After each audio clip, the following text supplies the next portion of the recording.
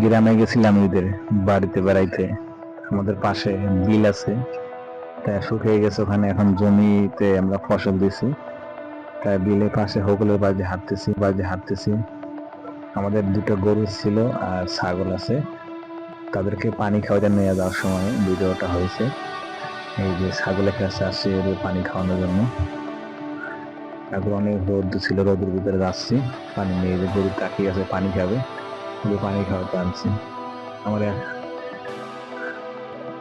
এক হাতে পানির বালতি ছিল দেখা যেটা দেখতে পাই না পুরোপুরি। তারাও আসছে, ছাগলের বাচ্চা নিয়ে আসছে, বাচ্চাগুলো ছেড়ে দিচ্ছে মার কাছে। বাচ্চাগুলো দৌড়ে যাচ্ছে মার কাছে। সুন্দর দুধ খাচ্ছে। সাথে আমার মামাতো ভাই আছে একজন, আর একজন ভাইগনা আছে, দুজনে আছে। মামাতো ভাই দেখলো যে বাচ্চাদের সুন্দর করে দুধ খাচ্ছে, আর মন চাচ্ছে যে দেখি। দেখতে হাতের সাথে মোবাইলও ছিল, ও ও কাজ পায় না, তখন মোবাইল দিয়ে ভিডিও করা শুরু করছে। এই যে আমাদের দুটো গরু, কালো গরু একটা, লাল গরু আছে, এটা ছাগল। এই তিনটা ছাগল আমাদের। দেখেন এই সাদা ছাগলটা আমাদের, লালটা এটা বাছুর। এটা আমাদের না, অন্য একটা গরুর বাছুর এখান থেকে আসছে। ওই নিয়ে হেলেন্সা শাক আছে, আমরা চেলা শাক বলি। ওরা খাচ্ছে আর হাঁটতেছে।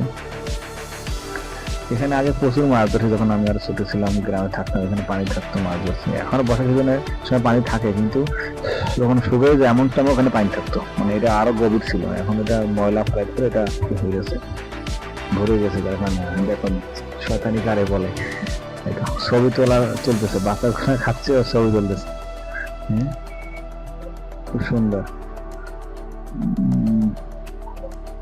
কত কষ্ট দেখো। এটা ঘাস খাইতেছে, গাছ শুকিয়ে গেছে রোদে, পানি নাই, বৃষ্টি তেমন নাই, যার কারণে ঘাস তেমন হয় না, শুকিয়ে গেছে। খাইতে আগা হয়েছে, খেতে আছে। এখানে ডাল খেত আছে পাশে। এটা কোন